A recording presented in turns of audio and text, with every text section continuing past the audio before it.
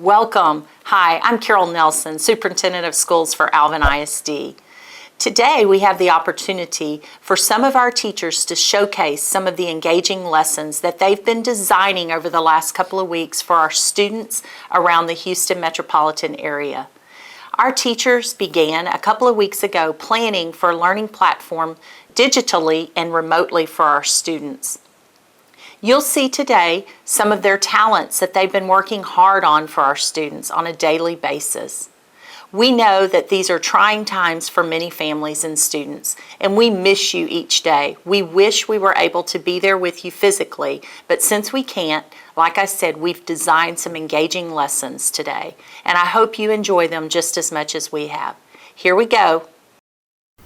Hi everybody, it's me, Mrs. Palmer. I'm here to do our virtual lesson with you. I know that on Tuesday some of you may have missed our lesson, but we're going to do a repeat of that same lesson while I'm working on finding a new way to do our live lessons. I wanted to introduce a special guest. This is my girl Bindi. Come here, Bindi. This is my pupper. She is about 8 months old, and you might see her pop in and out during my lesson because she gets really excited when she hears me play and sing. So if you see a little fuzzy person pop in and out, that's my baby girl Bindi. Okay, go on, mamas. Go on. Okay. Sit. Lay down. Good girl. Okay, so I want to start off our lesson doing a little bit of our normal greeting, just like how we normally do in my class. I know we're in a different place, right? This is my blanket fort. I got some friends with me here. I got my blankets. I got my books. I got a basket full of instruments, and I've even got my guitar over here off to the side. So let's start with a little bit of a greeting. Remember, when we sing in music class, we sit up straight and tall. So shoulders back, shoulders down, straight and tall. Good. And let's go ahead and sing a greeting. I'm going to sing first, and then my pal Fang is going to sing back. Okay, so I want you to sing with Fang. So me first, then sing with Fang. All right, here I go. Hello, Miss Palmer. Hello, Miss Palmer. Excellent job. Oh, little squeak. All right, guys. Our next activity that we're going to do is we're going to do a little bit of solfege, okay? So I want you to sit straight and tall, and we're going to sing some solfege together. Now this lesson is going to span all the way from kinder through our 5th grade students, so I want you to do what you can, do what you know, but that doesn't mean you have to do everything, okay? So if you don't know what solfege is, then just sing. And if you do know what solfege is, go ahead and do the solfege with me, okay? So let's start together. Here I go. So, la, so, mi. Your turn. My turn. So, mi, so, mi. Your turn. Excellent. Now let's do one more. So, la, so, mi, do. Ready, go.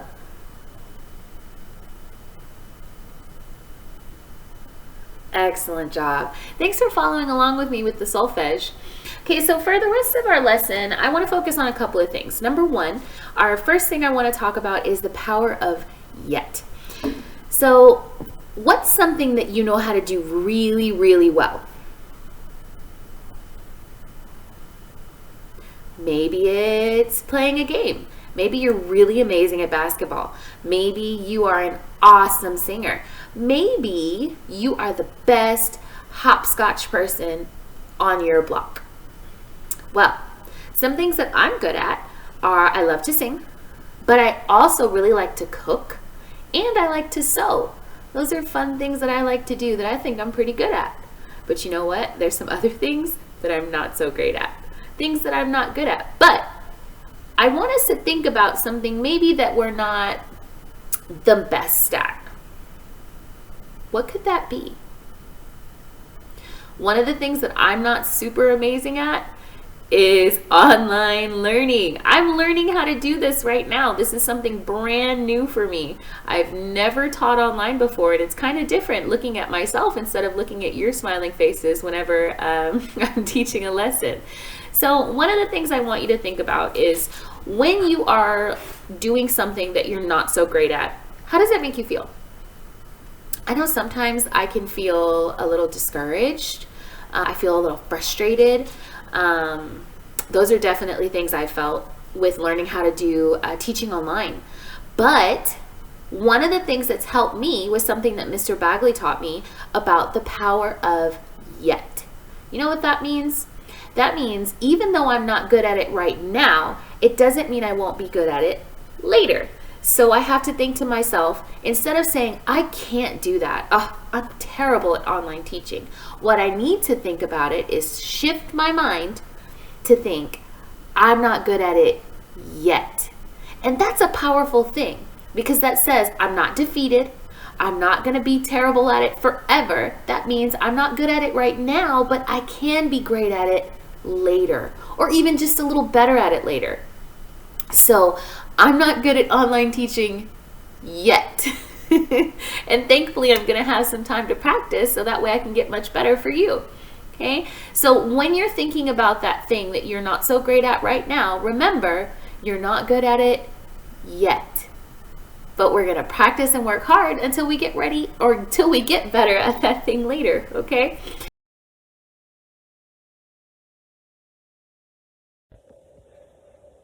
Hi everyone. Whoop. Thanks for watching. We have created a video for you, giving you ways to practice your words at home. Many of you have all of your sight word cards, high frequency word cards from the year, the different color cards.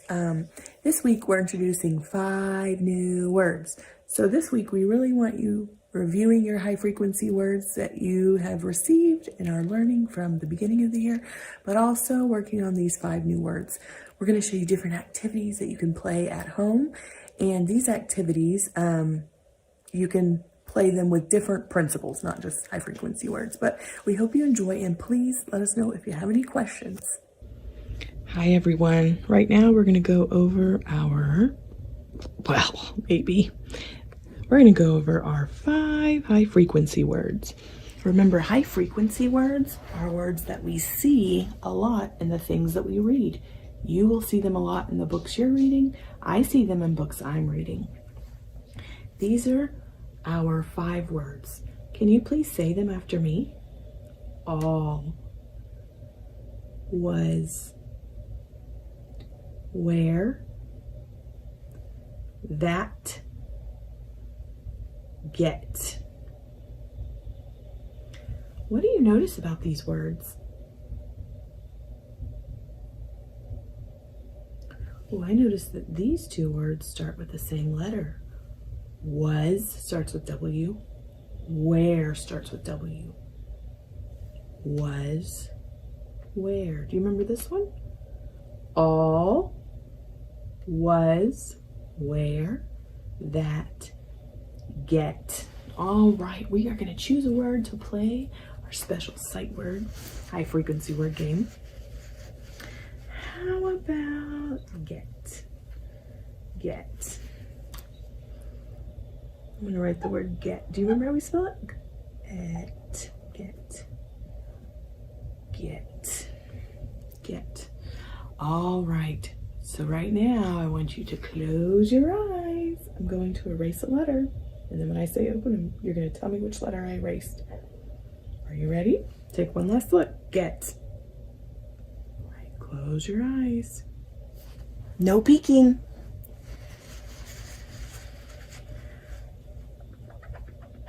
All right, open them. Which letter did I erase? E, you're right. Great job. E. Get. Get. Get. I'm going to erase another letter. Close your eyes.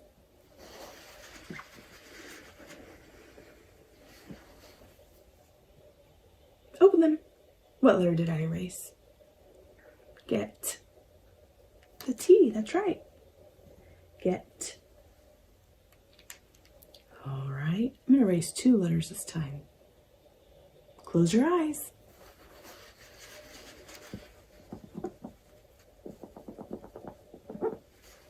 Open them. Which letters are missing? All we have is E. Help me out. G. Remember, we're making the word get. Get. T. You're right. All right, I'm going to put this little guy back in his home. Bye, Get. See you later. Put him back over here. This is something you could play with the words at home. You don't have to have a dry erase board. You could just write it on a piece of paper, write the word, and then use a different color piece of paper to cover up one letter or two letters, that sort of thing. All right, we're going to tell our words goodbye. Can you please practice these this week? We're practicing these words. They're going to help us become better readers and writers. Say goodbye to them. Goodbye, Get. Hello, boys and girls. It's Miss Wyatt. How are you? Today I just want to show you a quick fun game that you can play at home. It's a high frequency word scavenger hunt. You can use index cards, you can use sticky notes, you can use notepad, you can use cereal box cut up and write the words on the index cards or whatever you choose to use. And just hide them, have a parent hide them around the house, and you go search for the sight words. And after you find the sight words, write them down on a piece of paper. And also you can make it fun. You can time yourself to see how long it takes you to find them. And as you find a word, say the word and maybe use it in a sentence or, something like that. So if you have any questions about it, just let us know. Thank you. Bye-bye.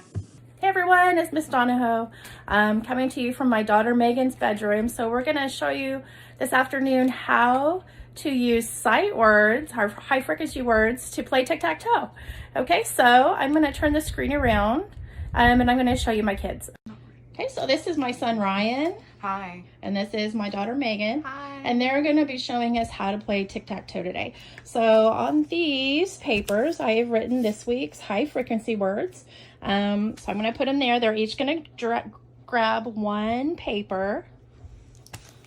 And this is going to be their word that they're going to be using when we play tic-tac-toe today. Okay, Ryan, can you read us your word? Get. Get. What's your word, Megan? Where. Where. So instead of using X's and O's on their tic-tac-toe board, they are going to use their sight words. All right, we're going to let the youngest go first, and that's Ryan. So Ryan, you go first. I want to go right here. And these two are really competitive. So they both say they're the best tic-tac-toe players. They're being very strategic. So let's see who's going to win this game of tic-tac-toe.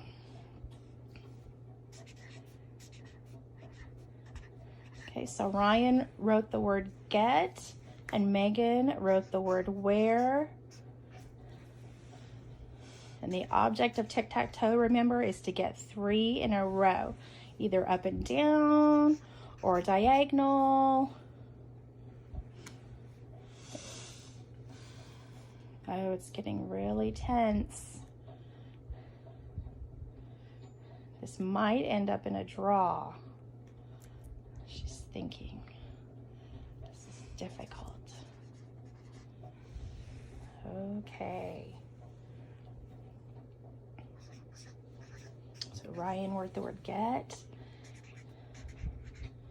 Megan's writing where. And Ryan wrote the word get. So did anybody win this round? No. Nope, it's a draw. So these two are probably going to spend the rest of the afternoon playing sight word tic-tac-toe, high frequency word tic-tac-toe, right guys? Absolutely. All right, so you guys have fun at home playing this game. We hope you enjoy it. Bye. Bye. Bye. Hi boys and girls, this is Miss Danceman. I wanted to share with you some high frequency word games that you could do outside if you wanted to. All you're going to need is a piece of chalk, and with that piece of chalk you can take the high frequency word cards that we have given you in the past, or the new word cards that your mom or dad can make for you that we just gave the list on Google Classroom for. The words all and the word was and I think where, all kinds of new words. You can go outside with a piece of chalk, and what you can do with that piece of chalk is create a hopscotch on the concrete anywhere outside at your house, and you can put with your parents' help, or big brother or big sister, the words on the sidewalk so that you can play hopscotch. And you can have your mom or dad help you, or maybe you could practice with the chalk yourself. If you don't have chalk, you can always make cards on paper with crayons or markers, and you can lay them down on the ground outside if it's not too windy, and you can play hopscotch that way, jumping on the word cards and saying them and reading them and spelling them as you jump on them. Okay, I hope you try to get outside and do some high frequency word practice on hopscotch or with chalk, okay?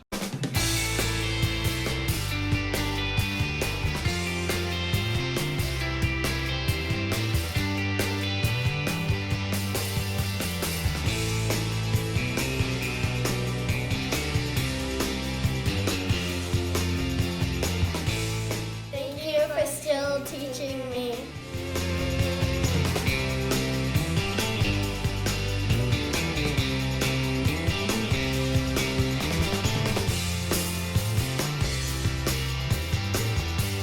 Me in a fun way. I love you and miss you.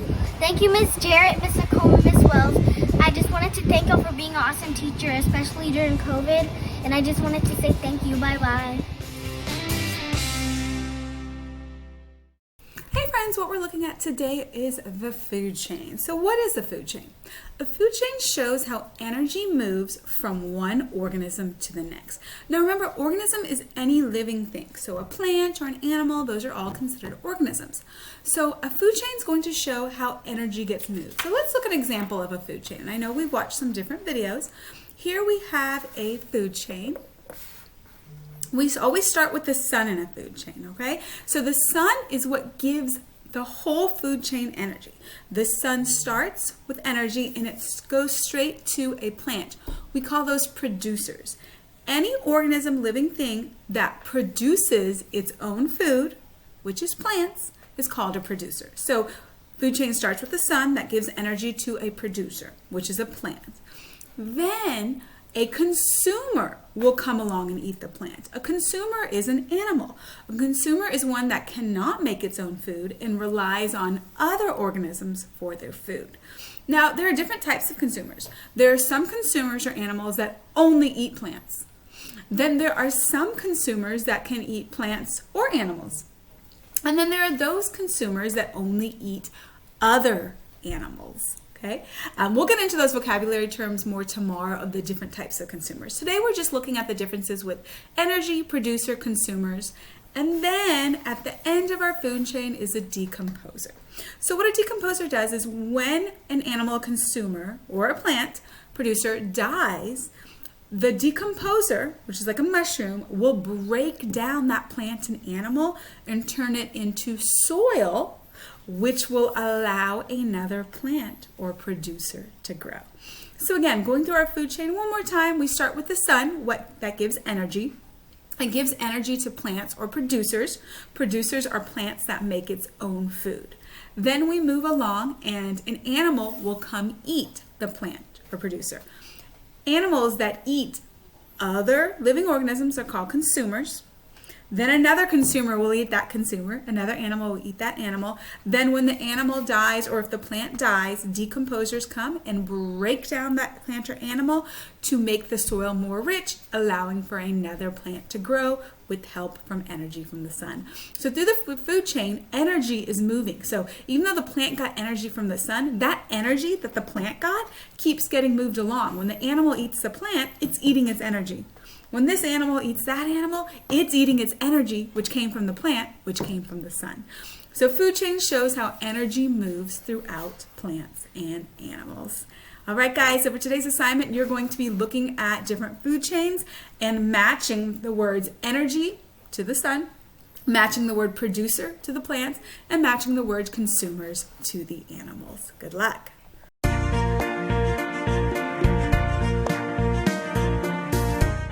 Hi everyone, my name is Heather Benbrook and I'm an elementary school counselor in AlvinISD. today I wanted to talk to you a little bit about stress. I'm sure that many of us are feeling a little extra stress right now with the COVID-19 pandemic, and so I just wanted to share some resources and some strategies to help you and your kiddos through this difficult time. The most important thing for us to do right now is to protect and keep our bodies and our mind and our souls healthy. And we want to make sure we're doing things to help ourselves and help our kids as well. Because when we feel stress, our kids feel stress too. And so I wanted to share a resource with you real quick before I share some strategies. Julie Kaplow is a PhD. She's an associate professor of psychology at Baylor College of Medicine. And she said, with stressors and big change like we're experiencing right now, we're going to see some regressive tendencies or some behavior changes, not only in ourselves, but in our children as well. So we just need to be aware of that. And also we can help our kids. She called it the 6 S's. The first one is safety and security. We want to make sure that we're keeping ourselves safe and secure. And part of that right now, according to the CDC, is to protect ourselves and make sure that we're isolating ourselves in our homes, which is why we're speaking about this right now. So we want to make sure that everything is safe and secure. We feel that safety and security, and we tell that to our children as well. The second one is to keep a simple language. We want to make sure that we keep it age appropriate for our kids when we're talking to them. And that can be kind of difficult sometimes, because sometimes we don't want to tell them too much, but we don't want to tell them too little either. So just make sure it's simple and it's age appropriate. The next one is supervision. We want to make sure that we're just keeping an eye on the kids and making sure we're aware of those changes if we see any in them.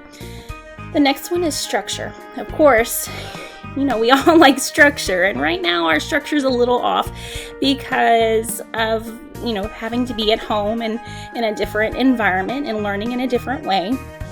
So with change, that structure is a little bit skewed right now, but we want to make sure we keep as much structure and routine as possible, which can be hard.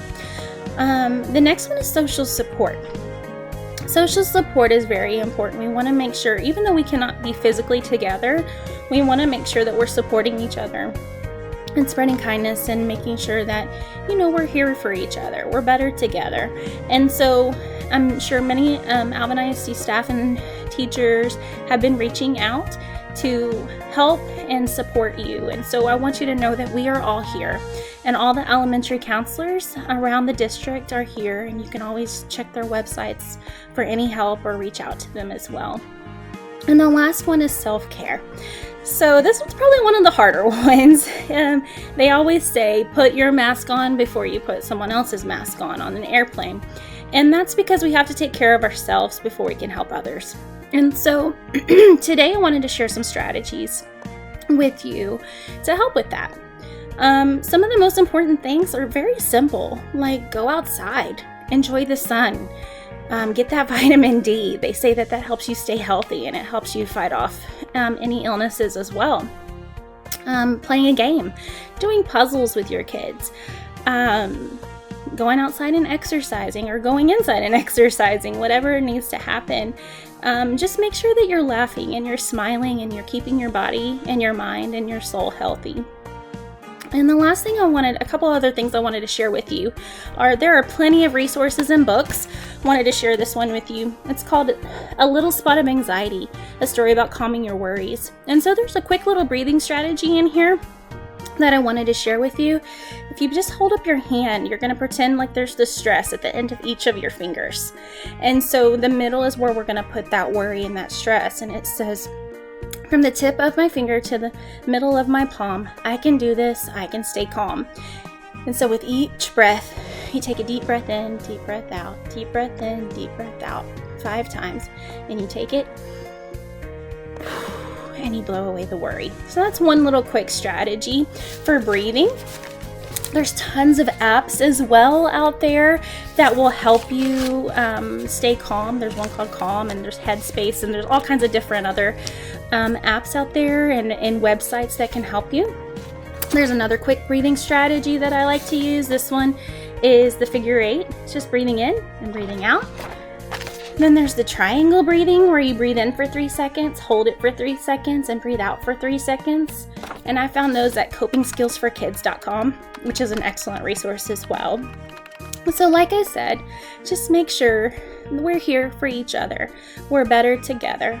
And reach out if you need help, and we're here to help. And I thank you so much for everything that you do and everything that we're doing together to help our kids. We love them and we miss everyone, and we're here. So reach out. Have a great day.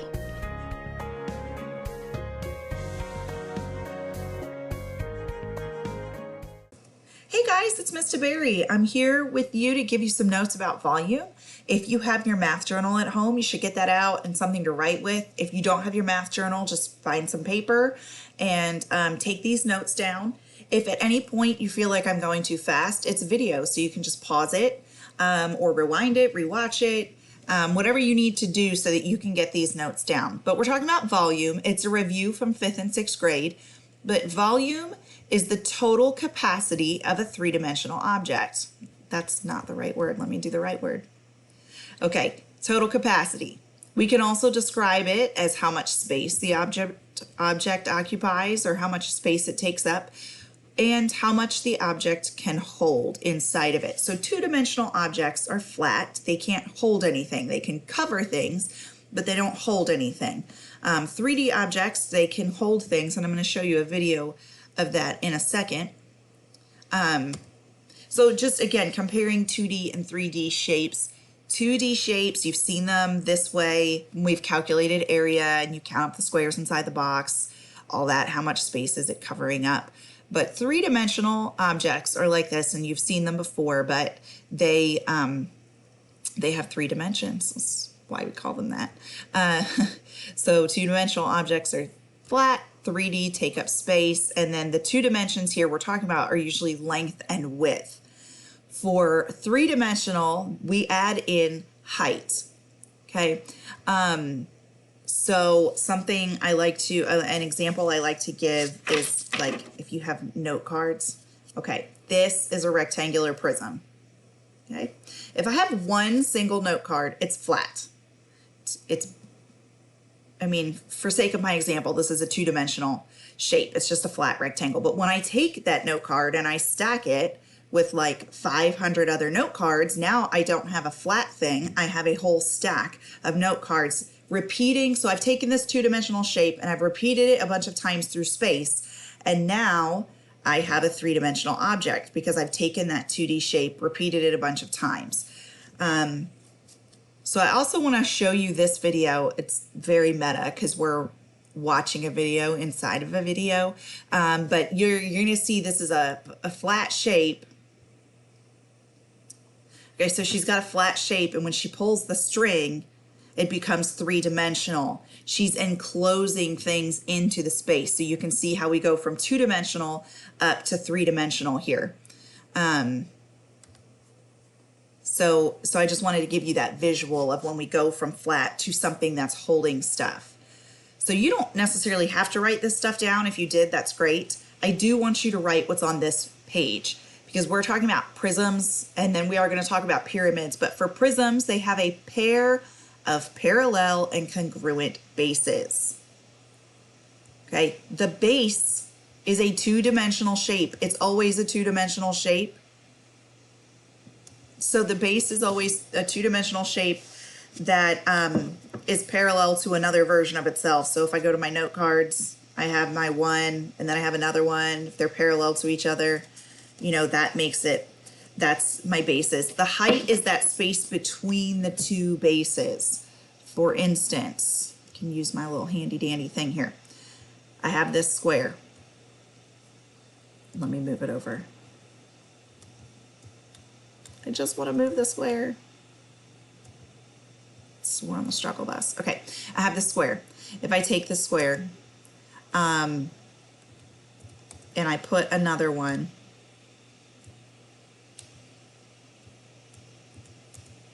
nope, guys, Mr. Berry's struggling here. Okay, I'll just draw another one. It's easier. Okay, so I have 2 objects that are 2-dimensional. But when I spread them out, that distance between them is going to be my height. So let me do a line. So the distance from this corner to that corner, that is the height. Okay, the distance from this corner to this corner, that is how I'm getting the height of my prism. It's just how far apart are my two base shapes. Okay, and the height is going to be really important when in the next video, when we talk about how to find the volume, how to calculate volume, you need to be able to identify the base shape and then the height, the distance between the two bases. So back to this definition. Whoops, we don't want that line. The base is a 2D shape and the height is created by repeating the 2D shape through space. If you want to add into your notes, you could add in, let me make space for this. And let's add in height is the distance between the bases, because you really need to know that. Okay. That's all the notes for now. You can go ahead and finish copying these down, and then when you're ready, watch the next video on how to calculate volume. See you in a minute.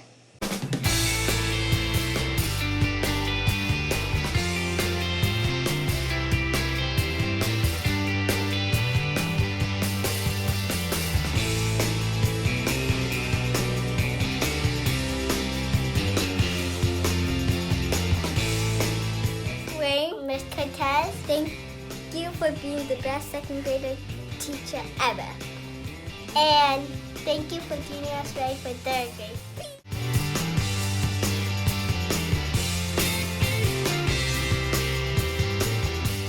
Hi everyone, it's Kendall Triplett, a sixth grader from Dr. Ronald E. McNair. I would like to recognize two teachers. Mrs. Christina Jones, a sixth grade math teacher. Mrs. Jones, you have been fair, firm, and loving, and always available. Secondly, I would like to thank Mrs. Angel Boyd, sixth grade reading and writing teacher. Mrs. Boyd, you have been loving and outstanding, and always have positive feedback. I would like to thank both of y'all for giving me directions and instrumental in my life. And thank you for everything that you have done. Bye. Hey, it's Mr. Berry again. I'm back to calculate some volume with you guys. Renee is here with me. You want to say hi, Renee? You got to lean in so they can see your cuteness. Okay, so we're going to calculate some volume, and this is a rectangular prism. You have done this before, so this is review. I'm going to go through this real quick. But the formula for rectangular prisms, or any prism, is volume equals big B times H. Big B is area of the base. So big B goes here with area of the base, okay? And H is the height of the prism. And when you took notes, I told you that that was really the distance between the bases. So keep that in mind. Height is the distance between the two bases. So by way of review, first step every time, identify and shade the base. I told you guys the base was always a two-dimensional shape that is congruent to itself, to the other version of itself. So in this case, I'm going to use this square as my base and this square as my other base. Okay. So okay, so I've shaded in my two bases, and now we're going to copy the formula from up here, and yeah, we're going to start with copying the formula. So I have volume equals big B times H. Okay. On your paper, you're going to put that, and then we're going to work line by line, kind of like what you do when we're solving equations. It is important that you write the formula, and on the next line that you write what I'm about to write here on your lined paper. It will help you keep track, and if you make mistakes, if you skip steps, you might not know later where you made the mistake. If you write every single step down, then you could take a picture, send it to one of us, that's Miss Greenwald, Miss Hawkins, or Miss Morgan, or myself, and we could figure out, oh, like, we see what you did wrong. If you're skipping steps, we might not know where you made the mistake. So it would be helpful for us and you to write each line. Start with the formula. On the second line, this big B is the area of the base shape. My base shape, we already said, was the square. Okay, so I'm going to change big B to length times width because that's how I find the area of a square. Length times width, and then I'm just going to bring that H down. I'm not doing anything with that H yet. I'm just bringing it straight down below itself. So after that, I am going to plug in my numbers and calculate. So my length here is 4. My width is 4. My height is how far apart the two bases are. It's how far apart those bases are, so that's a 7. So I'm going to do 4 times 4 is 16, times 7 up here is where I'm going to put my answer. I don't know 16 times 7 off the top of my head. You're welcome to use a calculator. No one will know except for you and whoever's with you right now. But I'm going to do my scratch work here. 7 times 6 is 42. 7 times 7 is 1, plus 4 is 11, so I get 112. And then I'm doing centimeters cubed for my label. It's cubed because we have 3 dimensions. We have our length, our width, and our height. So that's why we're putting a 3 there for that unit label. All right, next. Now, this is a new shape this year. This is a triangular prism. I see that it does in fact have a rectangle, but that rectangle is not parallel to anything else. That rectangle comes to a vertex or a point here with the rectangle in the back, and it comes to a vertex here with the rectangle in the bottom. That is not my base. The base is this triangle and this triangle. They are parallel. They're never going to touch each other. That's how I know they're the bases. So I've shaded my base. I've done step 1. Step 2, my formula, volume equals big B times H. If you need to say it out loud, you know, if we were in class at school, I'd probably make you say big B times H. Just, you know, gets it stuck in the head when you say it. So I'm going to change big B to the area of my base shape. So what's area formula for a triangle? Oh, come on, you guys know this. It's 1/2 times base times height. And then I got to bring down this height too. Okay? So there I have my big B times H. So 1/2, this base of my triangle is 4. And the height of my triangle is 4. And then this last height is how far apart are my triangles. They're 7 centimeters apart. I know this is the same number as the last one, the same numbers, that's okay. Half of 4 is 2, so 2 times 4 times 7. We got 2 times 4 is 8 times 7. So this time we have 56 centimeters cubed. Okay? All right. I'm going to do one more example with you, and then I'm going to let you try one. So this one, my base is this triangle and this triangle. My formula is volume times big B times H. Big B here is 1/2 base times height. Okay, so I have 1/2. This base is 4. This height of my triangle is 3. And then the distance between them is 5. So do 1/2 times 4 is 2 times 3 times 5. 2 times 3 is 6.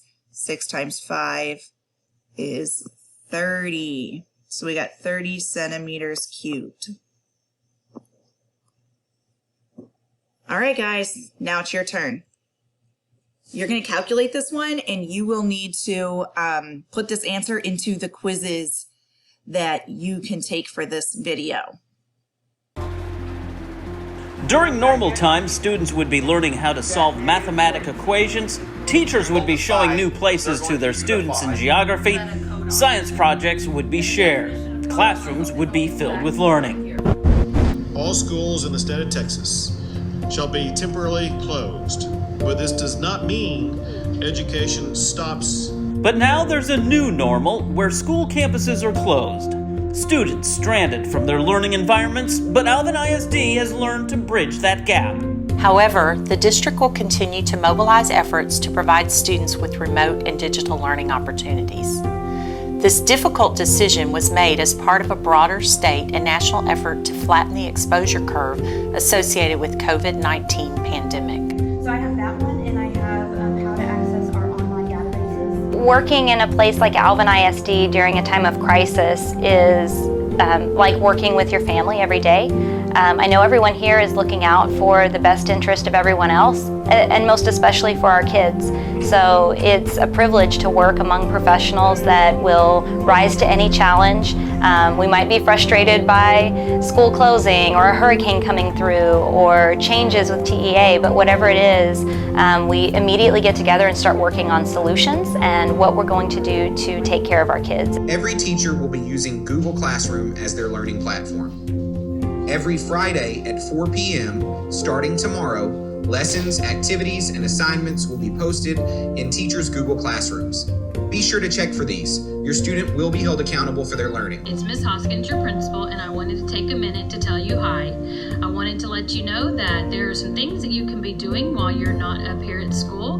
Make sure that you are reading some good books. Make sure that you are writing about things that are happening or writing about the books that you're reading. AlvinISD faculty have been quick to reach out to their students with announcements to help bring a sense of normalcy. It is now time for us to say our morning announcement. Please stand to your feet. Place your right hand over your heart as we give respect to our country and our state. Bringing the classroom to students' living rooms. I wanted to share with you my teacher workspace. As you can see, I'm using my kitchen table. I have one who's in kindergarten who's working on a worksheet that his teacher emailed me. And then I have the other one who is in 3rd grade that's utilizing his Google Classroom. Oh hey, welcome to Mr. Morrison's Mobile Command Center. This is where J.B. Hensler's criminal justice classes will be taught from. Here we get to use Google Hangouts, Google Classroom, and use all types of different technology in order to work together to get us through this. If you have any questions, please just let me know. Thanks guys, have a great day. While I'm in my office working on this stuff, I also have a few things that I use to keep me busy. Got my bass guitars, a couple of guitars in here that I use while I'm thinking on what's the next step.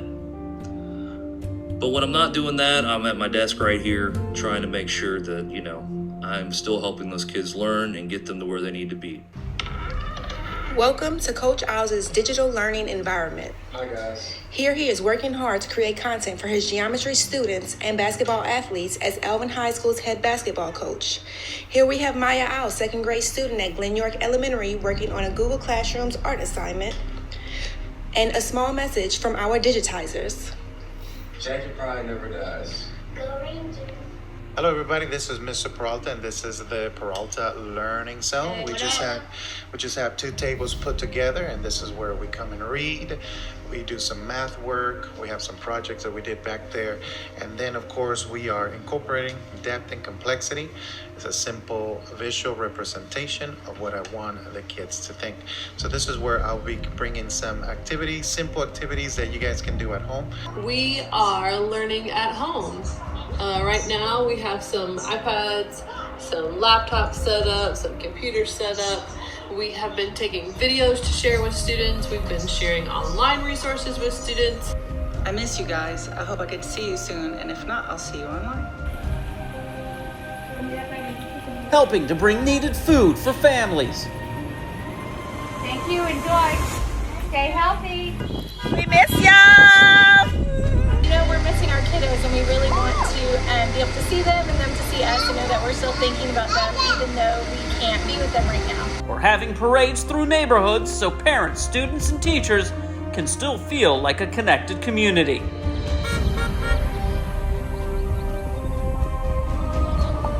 The COVID-19 pandemic has proven to be a new life lesson for all of us, but AlvinISD is learning how to overcome.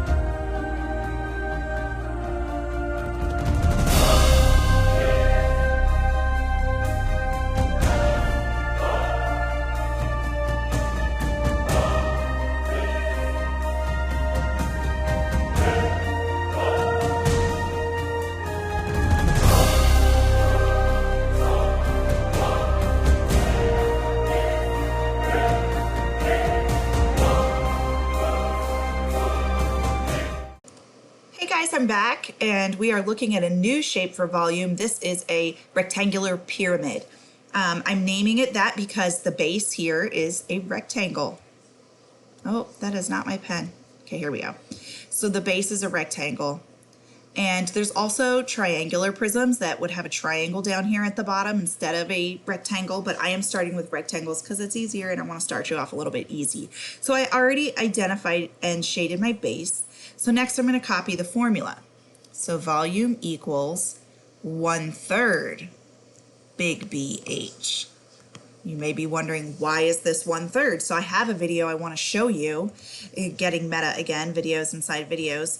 But I want you to see this. So we have in this video, this is a square pyramid and it matches this cube. The base of this square pyramid has the same area as the base of this cube. So we're going to watch this. So he's got this full of water and he's going to dump it in the cube. And you can see that that one pyramid did not fill the cube. The cube is only about 1/3 of the way full. Okay, so he does it again.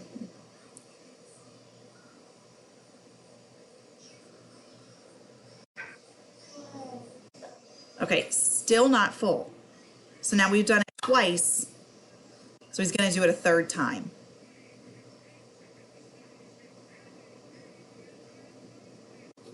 So this 3rd time, now that cube is filled. And so that's how we see that it's 3 of these pyramids fill in 1 of the cubes, which is why we have this 1/3 going on. You could also write, if I wanted to, another way I could write this would be to say big B over H divided by 3, because 3 pyramids are fitting inside of 1 of whatever the matching prism would be.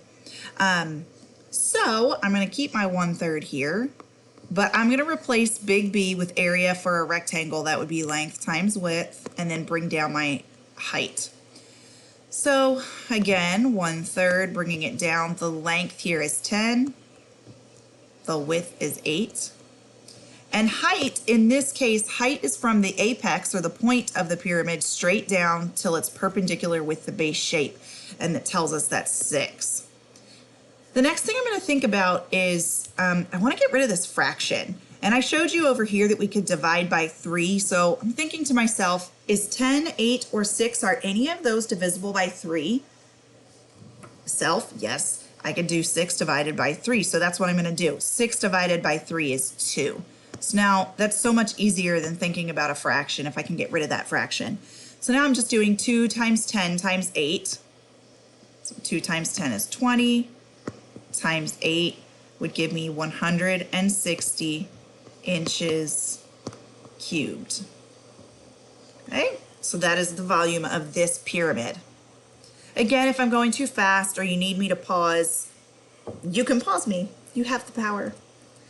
Okay, here's another pyramid. So again, I'm still doing volume equals 1/3 big B times H. I still have a rectangle here on the bottom. Ooh, I should have done that first. Dang it. So I'm still doing length times width times height. And I'm going to change colors. 1/3. My length is 7. My width is 8. My height, they've given it to me outside of the pyramid, and that's fine. If they, in the way this pyramid is drawn, if they tried to show me the apex, it just ends up going right on top of this corner of the pyramid. So that's why they showed the height on the outside, but it's 12. So I'm still going to think to myself, are any of those numbers divisible by 3? And I know that 12 is divisible by 3. So I'm going to do 12 and 1/3, which what's 12 divided by 3? 4. So I'm doing 4 times 7 times 8. I think you guys can handle this calculation. You're probably using a calculator anyway. So you're going to finish this question and answer it in the quizzes. And then on top of that, I have this final question. It's got decimals. Don't be scared. You're still just going to do the math the regular way. I will give you the formula. 1/3 big B times H. And we know that this is our base. So you are going to finish this question all by yourself and put the answer in quizzes. I hope you have a lovely day. Please join in to one of the chats for Ms. Hawkins, Ms. Morgan, Ms. Greenwald, or myself. They're on the checklist, are links to our Google Meets, and we would love to see your faces there. Have a good day. Greetings, future science wizards. My name is Steve, the Science Wizard. From what I hear, my good friend Mr. Sunshine already has explained that net forces determines if the forces on an object are balanced or unbalanced. Today, I will explain how to calculate net forces. If you remember, a net force is a total force on an object. So today, we will just be adding and subtracting forces to find a net force. If the forces are going in opposite directions, we will subtract them. And if they're going in the same direction, we will add them together. Let's begin calculating net forces. For our first example, what are these forces doing? Are they going in the same direction? So what do? Add the forces together. 5 newtons plus 5 newtons equals 10 newtons. Next example. Are these forces going together or against each other? Against each other. So what do? Subtract the forces. 10 minus 10, 0 newtons. My net force is 0 newtons. Balanced. What's happening here? 20 newtons up, 10 newtons down. What do?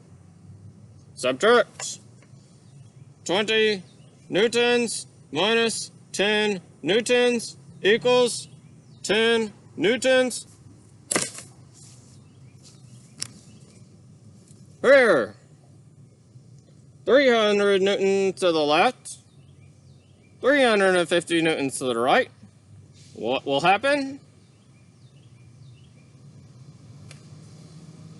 350 minus 350 newtons to the right.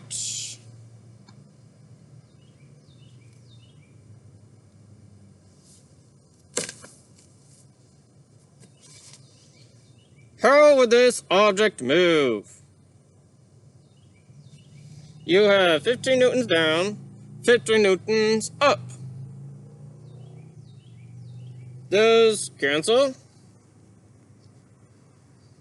So all I'm left with is 10 newtons to the right.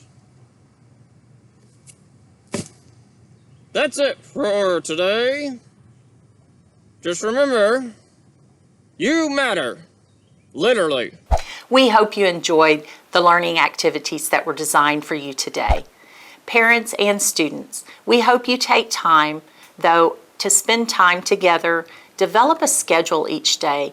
Routine is very important when you're at home, so set some time aside for family time and some time for learning.